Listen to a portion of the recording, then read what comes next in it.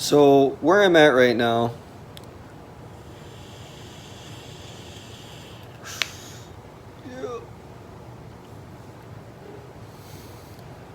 fresh pods are nice. Lucifer is only mentioned one time in the entire Bible, in Ezekiel 28, when God's talking, and I still don't know because hasn't been interpreted, because the same text goes from the prince of Tyre to the king of Tyre. So who's to say who God's really talking to? But he's talking to either the prince or the king of Tyre, okay? And straight up is talking about the fall of Lucifer, or AKA Lightbringer, or Morning Star, or Anointed Cherub. The only thing, aside from mythology and tradition, the only thing that the Bible actually says, okay, about Lucifer, which is really Latin, okay, Lucifer is Latin for Lightbringer, all right? The only thing that describes Lucifer, the Lightbringer, is being an anointed cherub in the Garden of Eden. And he was like the cherub are like the highest hierarchy of angels, and he was an anointed cherub. So basically you can almost say like he kind of was in a way like the second from God, okay? And that's the only thing it says about Lucifer. And it actually refers to Lucifer as someone who was once beautiful and perfected and had all these wonderful characteristics and qualities, and he was perfection, and there was nothing wrong with him until the unrighteousness was found, and he thought he could overthrow God, and blah, blah, blah, etc. So then you go to Satan, okay, who is described as being a murderer, a liar, and a thief from the very beginning. Here's the thing about the Bible that I don't like. It's an uncomprehendable eternal time loop of fragmented events and fragmented texts. Because although I will say the Bible doesn't specifically say that Lucifer is Satan, there are lots of half-truths that kind of imply that. And, God damn, I hate when I get a text and shit throws me off track. And so, though the Bible says nothing about Lucifer being Satan, there are a lot of half-truths that you can imply that connection. At the same time, when you take the descriptions of Lucifer compared to the descriptions of Satan, they kind of are similar and they're kind of not in a lot of ways. They're not similar because, you know, Satan is a liar, a murderer, and a thief from the very beginning, blah, blah, blah, blah. He's described as being a fucking dragon, a red dragon, a serpent in the garden, supposedly, if we're making that reference. And in Revelation, an old serpent, when he's cast out to the earth with his angels, you know, he's described as being a serpent in the garden, a dragon, a red dragon, you know, father of lies, prince of darkness, like the father of death or something. And whatever. So like where I'm at right now is that the only time Lucifer is mentioned, or Lightbringer is mentioned in the Bible, is referring to the anointed cherub that once walked on the holy mount of God up and down the fiery stones, and was on the assembly and was the anointed cherub and God's second in command, and blah, blah, blah, blah. So okay, alright, that's there for a reason, alright. The Bible also goes to great lengths to describe what cherubim are, okay? And I will say there are a lot of things in the Bible that are described that are almost impossible for me to interpret literally, just because, like, if all this shit's literal, the fucking world in the fucking afterlife just must be filled with fucking lambs with 10 horns and 10 eyes and ghastly beasts and serpents and thunder, and there just must be fire everywhere, because, and like the amount of times that heaven is used to describe mortal and immortal, unrighteous, righteous qualities are about the same on each side, because fire is everywhere, everyone has it, everything just must be fucking engulfed in flames if we're taking everything literal. So that's where I come to that it can't be literal. But the description of the cherubim are so specific and detailed that I I can't interpret it in any other way, because for one, it talks about the throne of God. Okay, that might be a literal thing. The throne of God might be an actual place where the God sits on his throne.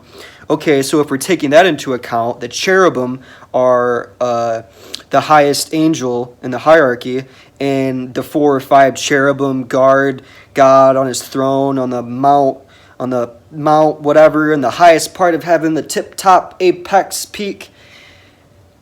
And the cherubim are described of like having like a head of a man or the hand of a man, and like the mixture and like between the face and the body of an eagle, a lion, an ox, a bull, and a man. And there's either 4 or 5 of them that guard God on his throne, and they praise and they sing the Holy of Holies and blah blah blah. So I'm like, okay, all right.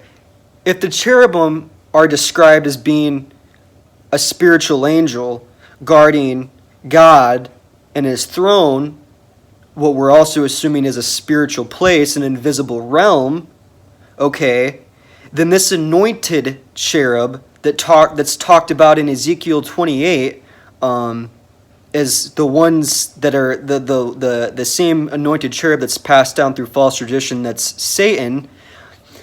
It wouldn't make sense to me.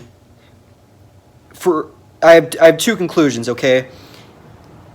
That if this anointed cherub, which was in the Garden of Eden and was on the highest part with God, and he was a mixture of a man, a lion, a bull, an ox, and an eagle. Okay, this crazy fucking like cherubim, like what the Sphinx would look like, because that's basically what the Sphinx is. The Sphinx is a cherubim without wings. So we're basically Lucifer, the light bringer, that's only mentioned one time, which is in Ezekiel 28, would be the what you would look at as a Sphinx. So I'm like, okay, 2 conclusions. If Lucifer is Satan, and Lucifer was a spiritual fucking cherubim that looked like a sphinx, man, eagle, bull, ox, lion, whatever, and he fell down from heaven to the earth, okay, I got a couple things.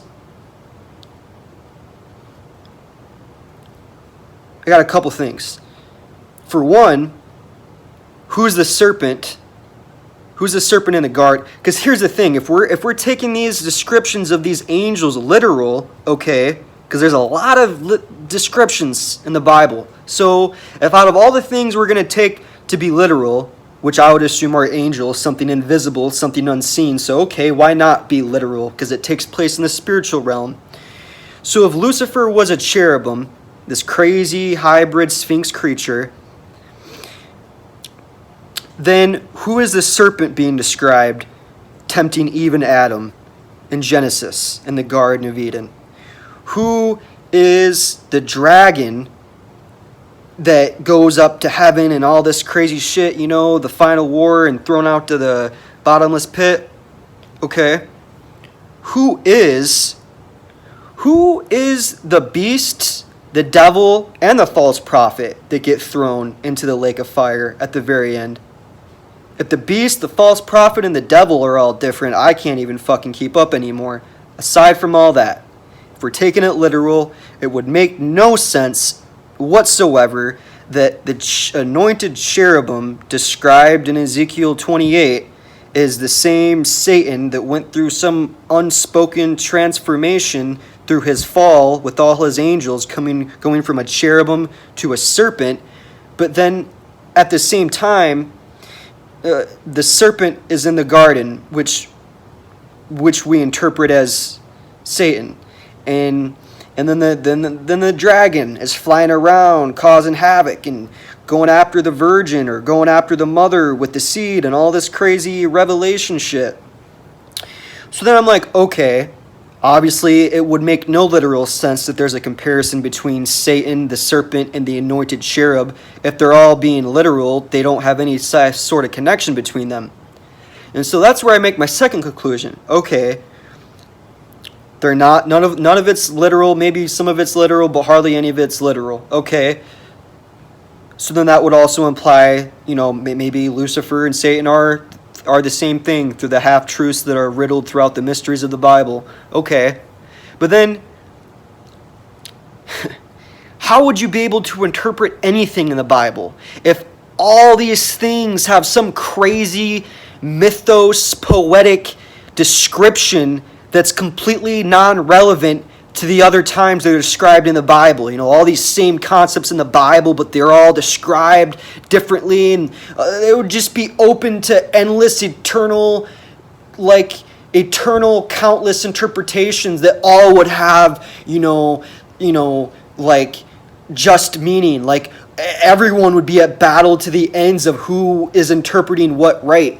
You know, if the anointed cherub and the serpent and Satan and none of these things are literally being described, then who's to say and who's to make the countless interpretations of all these crazy things that are described in the Bible if the things that we are going to assume are literal are not literal?